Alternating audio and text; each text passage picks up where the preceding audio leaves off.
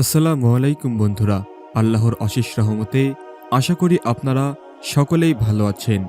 হযরত আনাস রাদিয়াল্লাহু তাআলা আনহু হতে বর্ণিত, নবী করিম সাল্লাল্লাহু আলাইহি ওয়াসাল্লাম বলেছেন, কিয়ামতের দিন মুমিনদের হাসরের ময়দানে আটকে রাখা হবে। এতে তারা অত্যন্ত চিন্তিত ও অস্থির হয়ে পড়বে এবং বলবে, যদি আমাদের প্রতিপালকের কাছে কারো তারা আমাদের ব্যাপারে সুপারিশ করা হয়, তাহলে হয়তো আমাদের বর্তমান অবস্থা হতে মুক্তি লাভ করে আমরা আরাম পেতে পারি।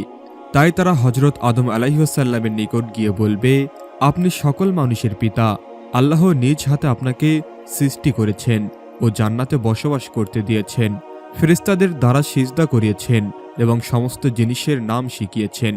আপনি আমাদের জন্য আপনার প্রতিপালকের নিকট সুপারিশ করুন, যাতে তিনি আমাদেরকে এই কষ্টদায়ক অবস্থা হতে মুক্তি দিয়ে প্রশান্তি দান করেন। তখন হযরত আদম আলাইহিসসালাম বলবেন, আমি তোমাদের এ কাজের উপযুক্ত নই। তখন তিনি গাছের সেই ফল খাওয়ার পাপের কথা স্মরণ করবেন, যা করতে তাকে নিষেধ করা হয়েছিল। তিনি বলবেন, তোমরা হযরত মুহাম্মদ সাল্লাল্লাহু আলাইহিসসালামের নিকট যাও, তিনি মানুষের জন্য পৃথিবীতে প্রথম নবী। অতঃপর তারা সকলে হযরত নূহ আলাইহিসসালামের কাছে যাবে। তখন হযরত নূহ আলাইহিসসালাম বলবেন, আমি তোমাদের এ কাজের উপযুক্ত নয়, এবং তিনি তার ওই পাপের কথা স্মরণ করবেন যা তিনি নিজের ছেলে পানিতে ডোবার ব্যাপারে তার প্রতিপালকের কাছে দোয়া করেছিলেন। আর এ দোয়া তিনি না জানা অবস্থায় করেছিলেন। ওই সময় তিনি বলবেন, বরং তোমরা আল্লাহর বন্ধু ইব্রাহিম আলাইহিসসালামের নিকট যাও। নবী করিম সাল্লাল্লাহু আলাইহিসসাল্লাম বলেন, তখন তারা ইব্রাহিম আলাইহিসসালামের নিকট আসবে।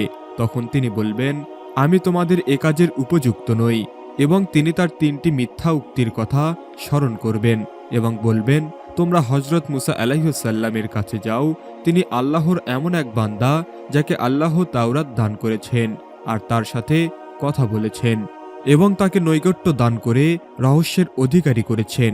নবী করিম সাল্লাল্লাহু আলাইহিসসাল্লাম বলেন, তখন তারা মুসা আলাইহিসসালামের নিকট আসবে। ওই সময় তিনি বলবেন, আমি তোমাদের এ কাজের উপযুক্ত নই। তখন তিনি একটি লোককে হত্যার গুনাহের কথা স্মরণ করবেন যা তার হাতে ঘটেছিল। তিনি বলবেন, তোমরা ঈসা আলাইহিসসালামের কাছে যাও, তিনি আল্লাহর বান্দা ও তার রাসূল। তিনি তার আদেশক্রমে দুনিয়াতে এসেছিলেন। তিনি তার পক্ষ থেকে মায়ের পেটে জন্ম লাভ করেছিলেন। নবী করিম সাল্লাল্লাহু আলাইহিসসাল্লাম বলেন, তখন তারা সকলে ঈসা আলাইহিসসালামের নিকট আসবে। তিনি বলবেন, আমি তোমাদের এ কাজের উপযুক্ত নই, তোমরা বরং হযরত মুহাম্মদ সাল্লাল্লাহু আলাইহিসসাল্লামের নিকট যাও। তিনি আল্লাহর এমন এক বান্দা যার আগে ও পরে গুনাহ মাফ করে দিয়েছেন। রাসূলুল্লাহ সাল্লাল্লাহু আলাইহিসসাল্লাম বলেন, তারা আমার কাছে আসবে। তখন আমি আমার প্রতিপালকের কাছে তার দরবারে হাজির হওয়ার অনুমতি প্রার্থনা করব। আমাকে তার কাছে যাওয়ার অনুমতি দেওয়া হবে। আমি যখন তাকে দেখব, তখনই তার উদ্দেশ্য সিজদায় পড়ে যাব। আল্লাহ যতক্ষণ চাইবেন আমাকে এ অবস্থায় রাখবেন। তারপর বলবেন, হে মুহাম্মদ সাল্লাল্লাহু আলাইহিসসাল্লাম, মাথা ওঠাও আর বলো, তোমার সুপারিশ কবুল করা হবে, আর প্রার্থনা করো, যা চাইবে তা দেওয়া হবে। রাসূলুল্লাহ সাল্লাল্লাহু আলাইহিসসাল্লাম বলেন, তখন আমি মাথা উঠাবো এবং আমার প্রতিপালকের প্রশংসা এমনভাবে করব যা তিনি সে সময় আমাকে শিখিয়ে দেবেন। অতঃপর আমি সুপারিশ করব এ ব্যাপারে, আমার জন্য একটি সংখ্যা নির্দিষ্ট করে দেওয়া হবে। তখন আমি আল্লাহর দরবার হতে উঠে আসব এবং ওই লোকগুলোকে জাহান্নাম হতে বের করে জান্নাতে প্রবেশ করাবো।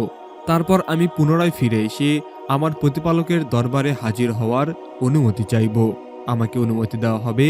আমি যখন তাকে বলবো, তখনই তার উদ্দেশ্যে সিজদায় পড়ে যাব এবং আল্লাহ যতক্ষণ চাইবেন তারপর বলবেন, হে মুহাম্মদ, মাথা উঠাও আর বলো, তোমার কথা শোনা হবে।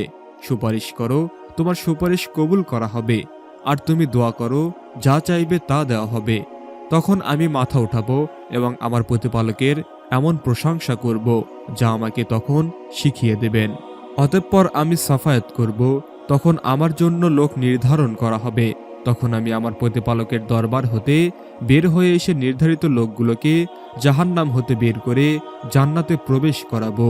তারপর তৃতীয়বার আমার প্রতিপালকের দরবারে উপস্থিত হওয়ার অনুমতি চাইব। আমি যখন তাকে দেখব, তখনই সিজদায় পড়ে যাব।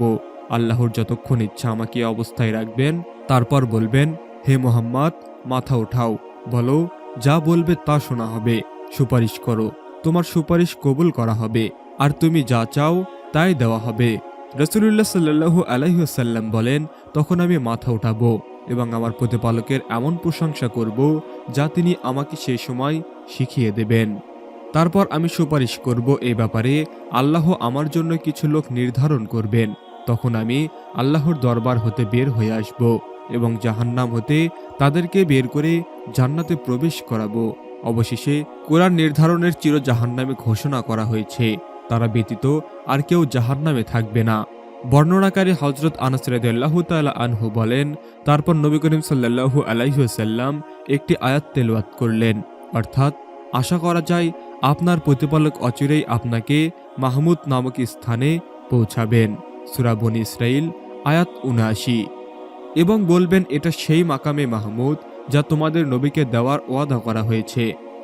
সূত্র সহিহ বুখারী হাদিস নাম্বার ৭৪৪০, সহিহ মুসলিম হাদিস নাম্বার ১৯৩। বন্ধুরা, আজকের এই ঘটনা থেকে আমাদের শিক্ষণীয় বিষয় হলো, মুহাম্মদ সাল্লাল্লাহু আলাইহি ওয়াসাল্লামের একমাত্র সুপারিশকারী কিয়ামতের দিন কোনো পীর ওলি আউলিয়া মানুষের উপকারে আসবে না। তাই আমাদের সকলকে রাসূলুল্লাহ সাল্লাল্লাহু আলাইহি ওয়াসাল্লামের সুন্নাহ ও আদর্শ অনুযায়ী জীবন যাপন করতে হবে।